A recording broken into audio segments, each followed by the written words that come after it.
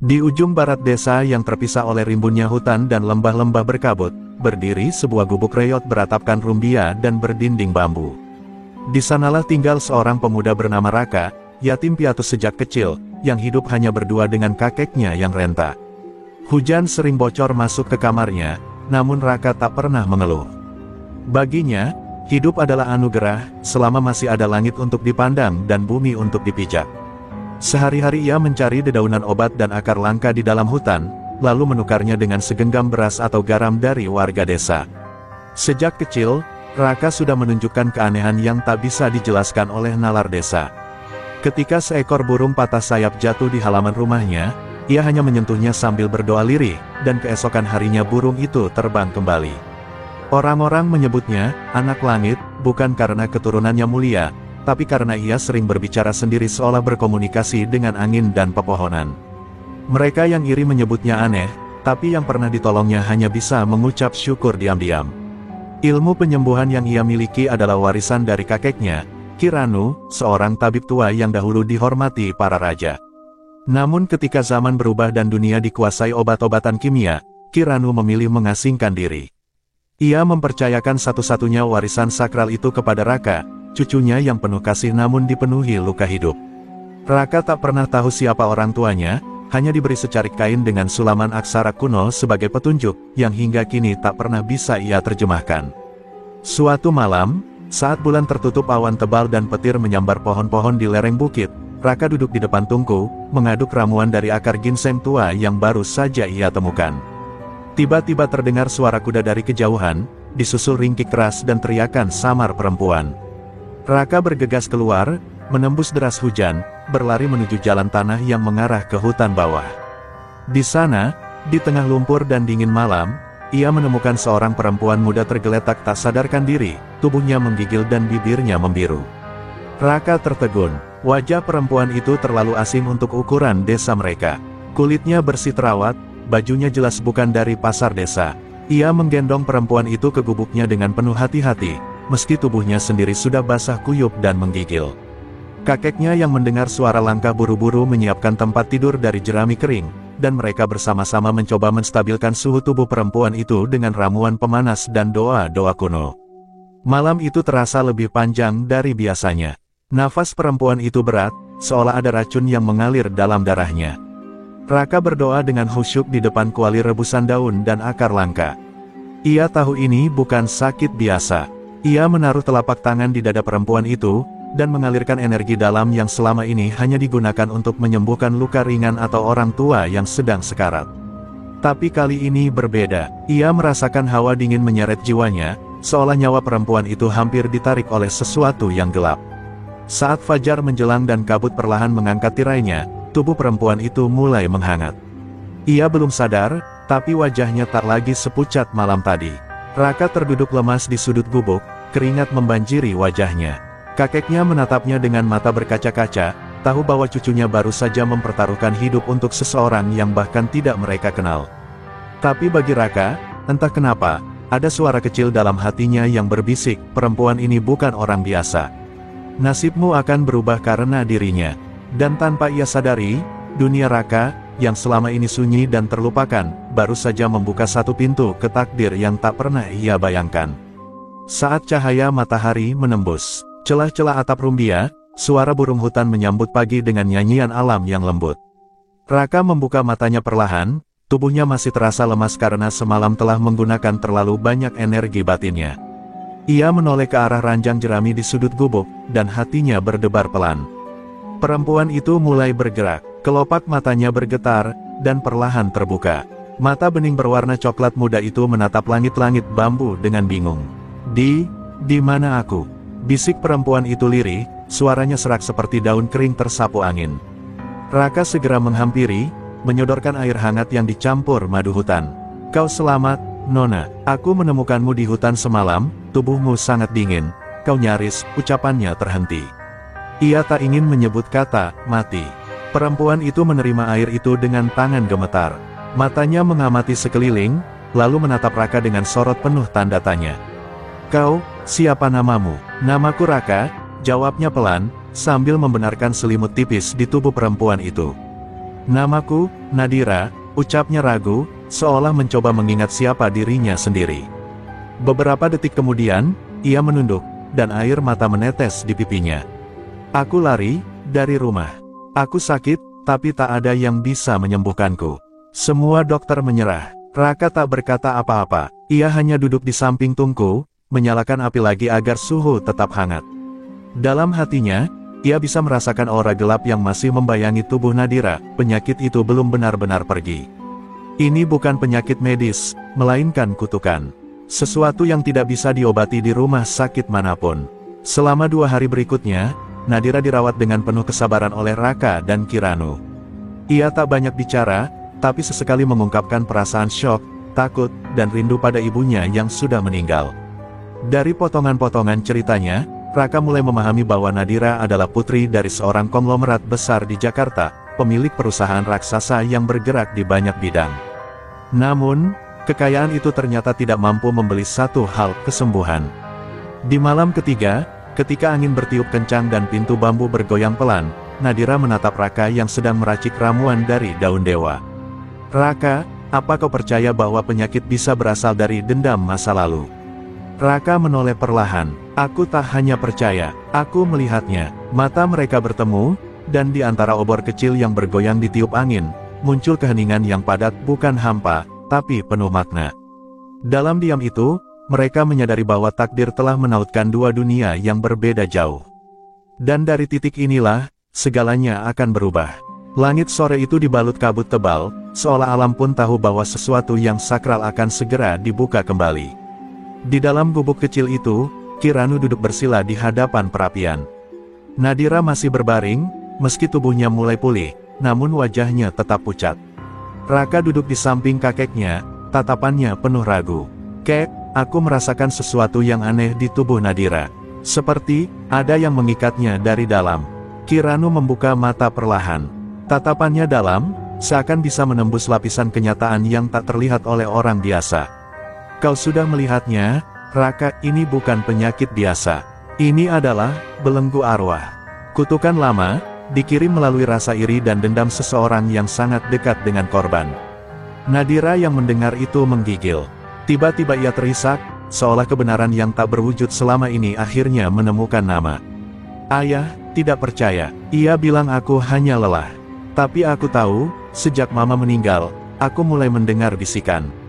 Mimpi buruk, nafasku selalu sesak di malam hari, kata Nadira dengan suara bergetar. Raka mengepalkan tangan, hatinya panas, bukan karena marah, tapi karena iba. Ia sadar, Nadira yang terlihat kuat dan cantik itu selama ini menanggung sesuatu yang tak terlihat, sendirian. Kiranu mengambil sebuah kotak kayu tua dari bawah lantai. Di dalamnya ada lembaran lontar kuno, batu giok kehijauan, dan segumpal rambut yang diikat benang merah. Raka, sudah saatnya kau melangkah lebih jauh. Ilmu penyembuhan yang kau warisi dariku hanya permulaan. Tapi untuk melawan kutukan seperti ini, kau harus berani masuk ke dalam alam bawah sadarnya. Menyentuh akar luka itu, dan memotongnya dari sumbernya. Raka menelan ludah, masuk ke dalam jiwanya. Apa itu tidak membahayakan nyawanya, atau nyawaku? Kiranu mengangguk pelan. Segala yang sakti ada harganya. Tapi jika kau tidak melakukannya, kutukan ini bisa berubah menjadi kematian perlahan. Seperti air yang menenggelamkan tanpa suara. Nadira memandang Raka, air matanya jatuh tanpa suara. Kalau aku mati, setidaknya aku tahu ada satu orang yang benar-benar ingin menolongku, bukan karena harta atau nama keluargaku. Hening sesaat, Raka menatap mata Nadira. Ada kesedihan di sana, tapi juga cahaya yang rapuh dan murni. Ia bangkit, mengambil giok dari tangan kakeknya, lalu duduk bersila di samping ranjang. Aku akan masuk, Nadira. Bukan karena aku sakti, tapi karena hatiku tak bisa membiarkanmu pergi. Kiranu mulai membacakan mantra, dan perlahan, ruang itu dipenuhi asap wangi dari kayu gaharu. Dunia mulai berputar, dan Raka menutup matanya. Dalam sekejap, kesadarannya ditarik ke dalam kegelapan yang asing, ke dalam dunia batin Nadira, tempat di mana semua rahasia, ketakutan, dan luka lama bersembunyi. Perjalanan sakral pun dimulai. Dalam dunia bawah sadar Nadira, Raka terdampar di tengah padang kering yang dipenuhi bayangan hitam berbisik. Udara di sekelilingnya begitu dingin dan menusuk, seolah waktu berhenti di tempat ini. Suara jeritan terdengar di kejauhan, tangisan seorang gadis kecil yang merintih di bawah hujan merah. Raka berjalan pelan, setiap langkahnya terasa berat, seakan tanah itu menolak kehadirannya. Ia tahu ini bukan mimpi, ini adalah inti luka terdalam Nadira, dunia batinnya yang rusak oleh trauma dan kutukan. Tiba-tiba, sesosok bayangan besar dengan wajah kabur muncul dari kabut, tubuhnya diselimuti api hitam. Dia tidak akan sembuh. Dia milikku, teriak makhluk itu, suaranya memecah udara seperti belati. Raka tak menjawab, ia menutup mata dan memusatkan tenaga dalamnya. Cahaya biru keluar dari dadanya, membentuk pelindung di sekeliling tubuhnya. Pertarungan tidak dapat dihindari. Ia bukan hanya berhadapan dengan entitas jahat, tapi juga sisa-sisa dendam yang tumbuh dari masa lalu Nadira sendiri. Pertarungan di dunia batin itu berlangsung lama, meski dalam dunia nyata hanya beberapa menit berlalu. Kiranu terus membaca mantra, menahan tubuh Raka yang mulai kejang. Nadira pun berkeringat dingin di atas ranjang, dadanya naik turun tak menentu. Namun, di dalam kesadarannya, cahaya mulai memecah langit kelam. Raka berhasil menyentuh tangan sang gadis kecil, bagian dari jiwa Nadira yang terjebak dalam rasa bersalah setelah kematian ibunya. Ia memeluk sosok itu, dan dalam pelukan itu, suara tangis berubah menjadi damai. Ketika Raka membuka matanya kembali, ia sudah kembali di dunia nyata. Nafasnya terengah-engah, tapi ia langsung menoleh ke arah Nadira. Gadis itu perlahan membuka mata, lalu menangis dalam diam. Tidak lagi karena sakit, tapi karena beban bertahun-tahun seperti terangkat dari jiwanya. Kau berhasil, bisik Nadira dengan suara nyaris tak terdengar. Kiranu menunduk haru, tangannya bergetar saat menyentuh kepala cucunya. Kau sudah melampaui batas ilmu yang pernah aku capai. Hari-hari berikutnya berubah drastis. Nadira mulai tersenyum, tidurnya pulas tanpa mimpi buruk. Warna merah kembali ke pipinya, dan langkah kakinya ringan. Ia mulai membantu Raka merawat tanaman obat di belakang gubuk, meski kerap menjerit geli saat bertemu lintah atau serangga. Aku tidak percaya, dulu aku jijik menyentuh tanah. Sekarang, aku bahkan bisa mengenali daun sambiloto dari baunya, katanya tertawa. Raka yang tadinya canggung, kini mulai terbuka. Mereka banyak berbicara, bukan hanya soal dunia, tapi juga tentang rasa sepi, harapan, dan luka. Di antara daun-daun yang mengering dan sore yang temaram, perlahan tumbuh sesuatu yang tak bisa dijelaskan oleh ilmu manapun, cinta yang tumbuh dari rasa saling sembuh. Namun, di balik semua ketenangan itu, awan gelap diam-diam mengintai dari kejauhan. Dunia luar tak tinggal diam. Kepergian Nadira yang misterius telah membuat kegaduhan besar di Jakarta. Dan ketika sang ayah, Herman Wibisono, mendengar bahwa putrinya ditemukan di sebuah desa terpencil bersama seorang pemuda tak dikenal, ia murka. Tapi untuk saat ini, di balik rimbunnya hutan kampung langit, dua jiwa yang hancur mulai menyatu. Mereka belum tahu bahwa cinta mereka akan diuji bukan oleh kutukan, tapi oleh kesenjangan dunia yang akan segera memisahkan mereka.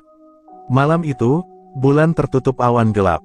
Angin bertiup kencang, membuat dedaunan bergesekan seperti bisikan rahasia alam. Raka dan Nadira duduk di beranda gubuk, menikmati teh jahe hangat. Nadira menatap langit, wajahnya teduh. Aku belum pernah merasa sebebas ini, Raka, ucapnya pelan. Di sini, aku bukan putri konglomerat.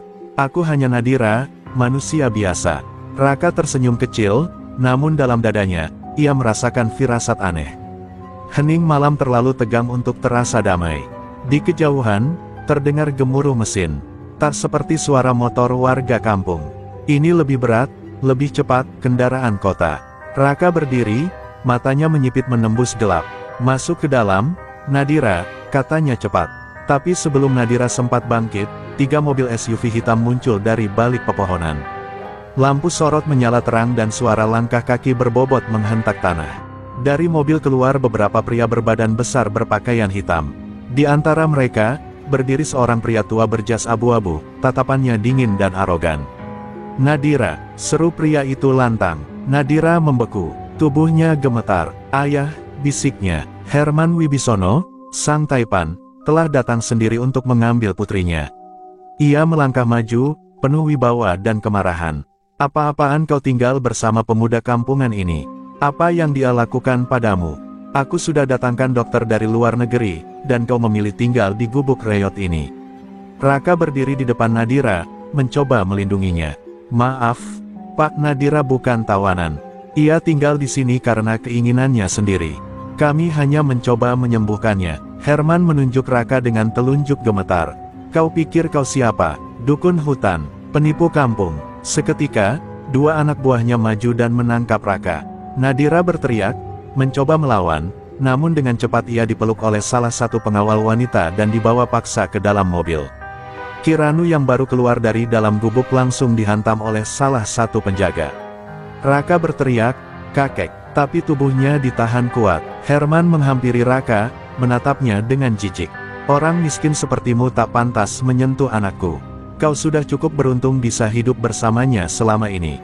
Tapi itu berakhir malam ini." Dalam hitungan detik, mobil-mobil itu melaju kencang, meninggalkan debu dan luka. Raka terduduk, tubuhnya babak belur. Di genggamannya, terjatuh sehelai kain milik Nadira, satu-satunya yang tersisa darinya malam itu.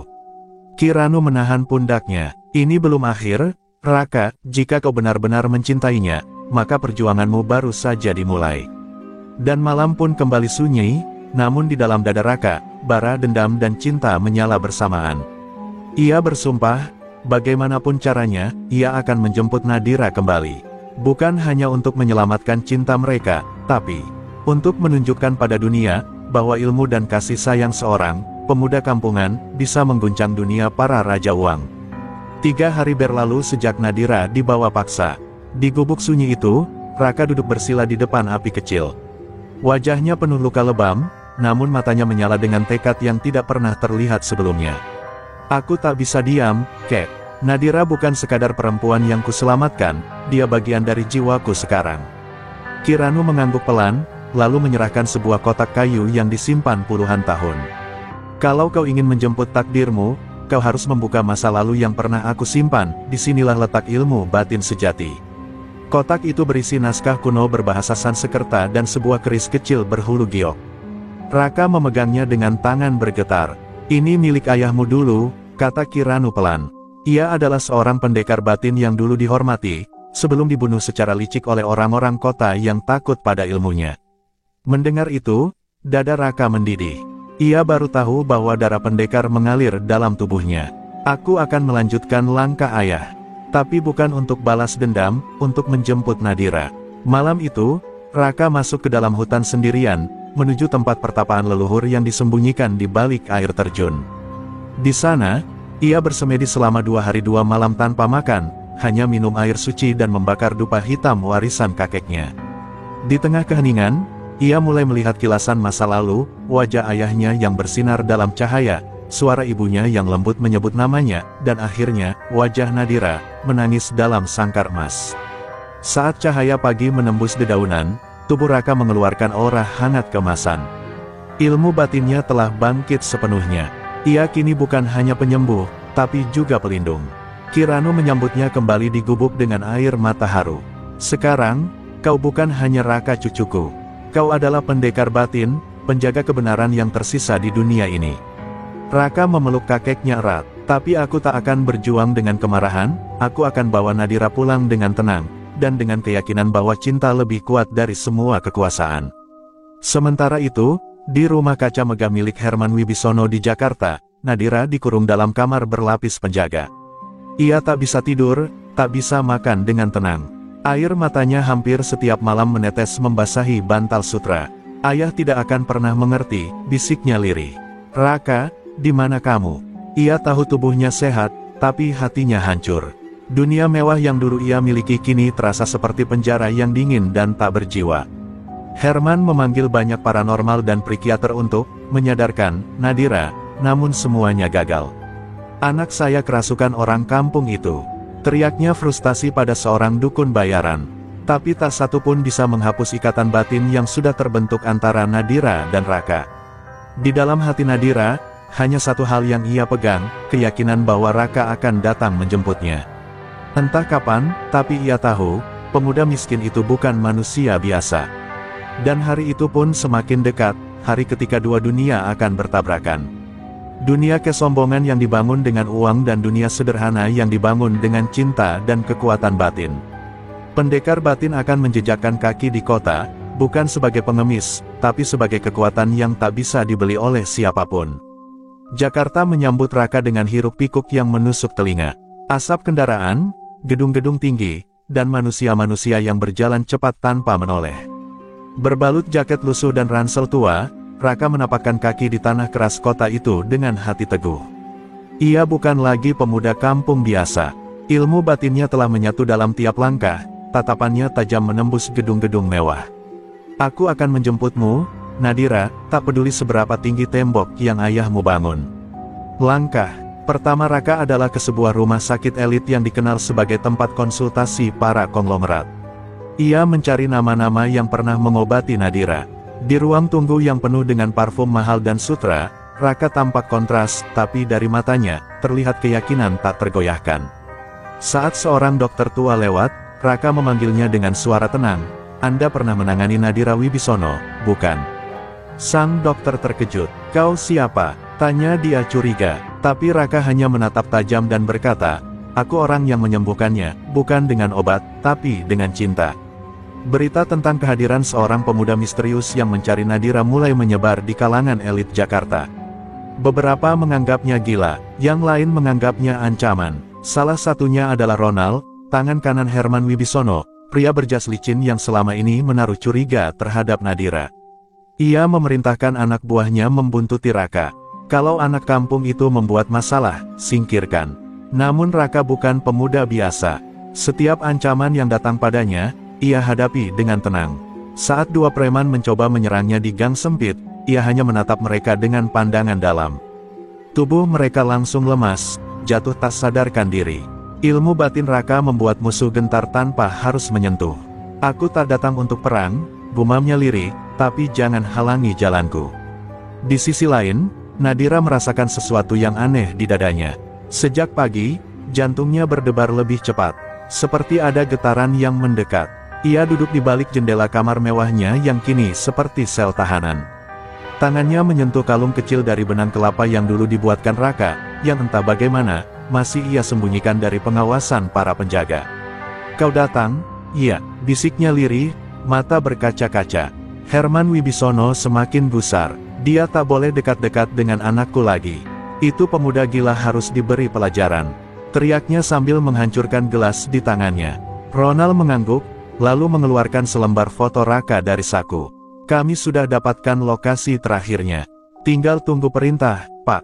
Herman menatap foto itu sejenak, lalu berkata pelan, "Jadikan dia contoh. Supaya semua orang tahu, jangan sentuh milik Wibisono." Sementara itu, Raka berjalan ke arah pagar rumah megah keluarga Wibisono.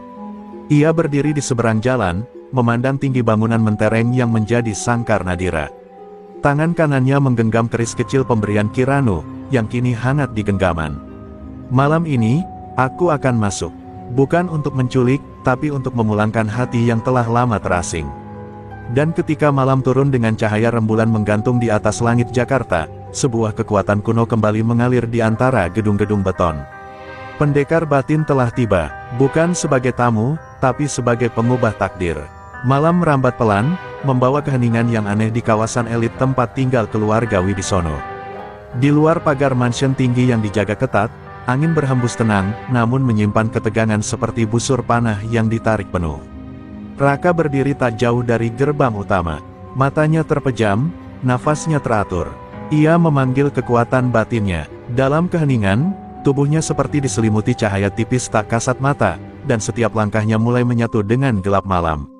Sementara itu, di dalam kamar mewah di lantai atas, Nadira duduk di tepi ranjang.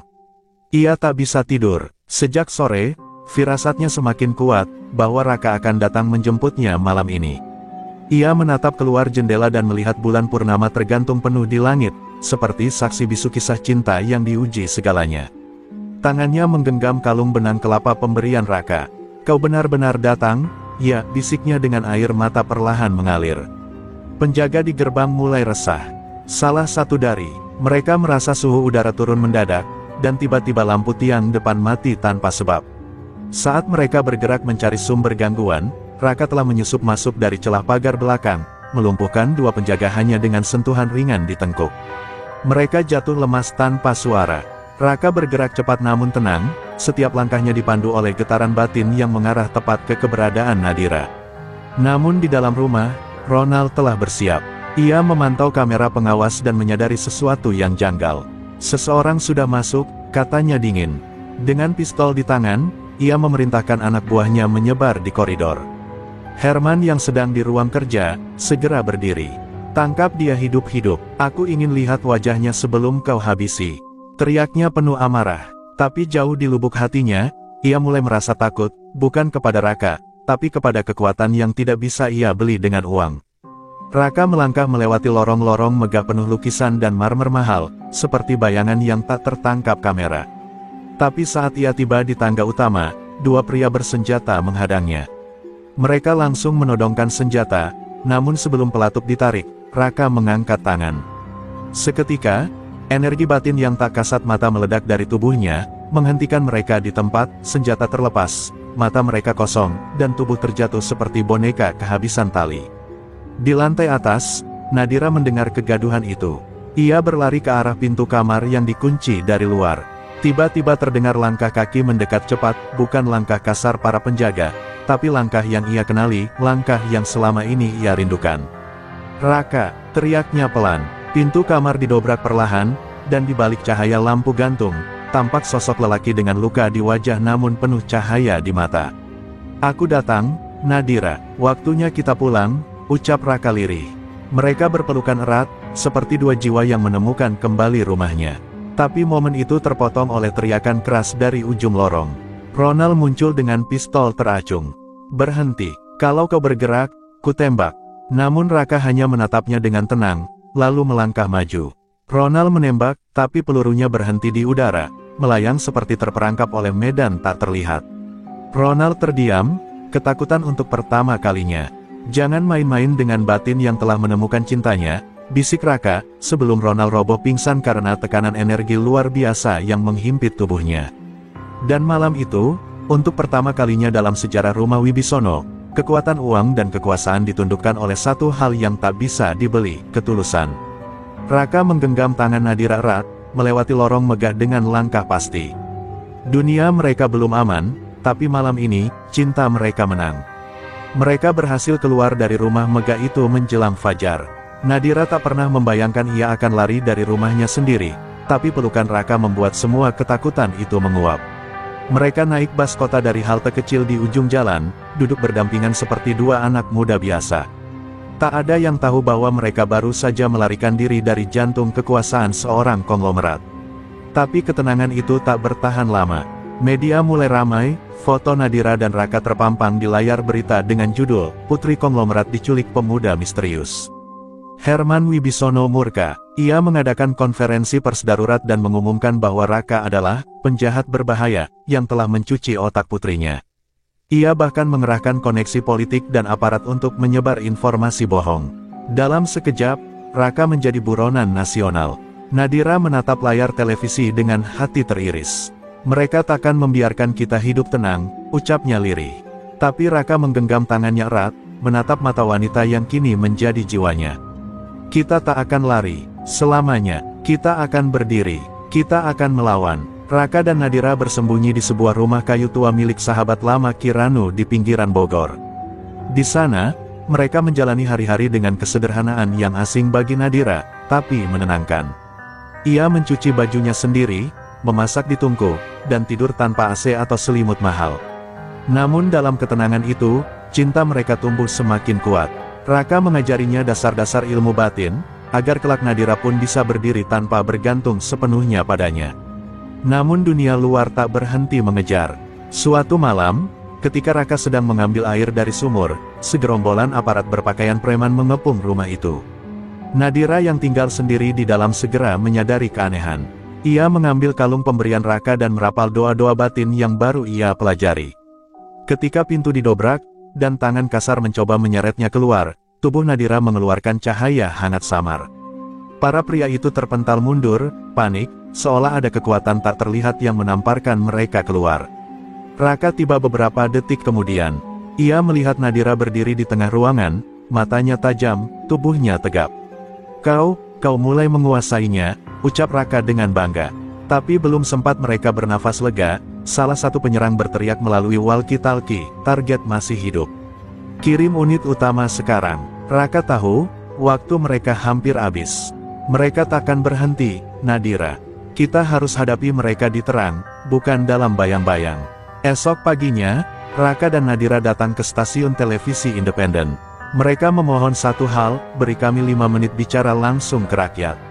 Seorang produser muda yang bersimpati akhirnya memberi mereka kesempatan. Dan siang itu, jutaan mata menatap layar ketika Raka berkata, "Aku bukan penculik.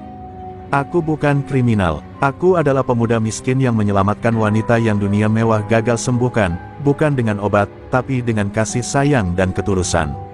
Nadira duduk di sampingnya, menatap kamera dan berkata tegas, "Aku memilih hidup bersama orang yang memulihkan jiwaku. Bukan di dalam sangkar emas." Pernyataan mereka viral. Sebagian masyarakat mulai meragukan kebenaran narasi Herman Wibisono. Tagar-tagar cinta batin dan tagar kebenaran untuk Raka membanjiri media sosial. Untuk pertama kalinya, dunia tidak lagi hanya mendengar suara orang kaya.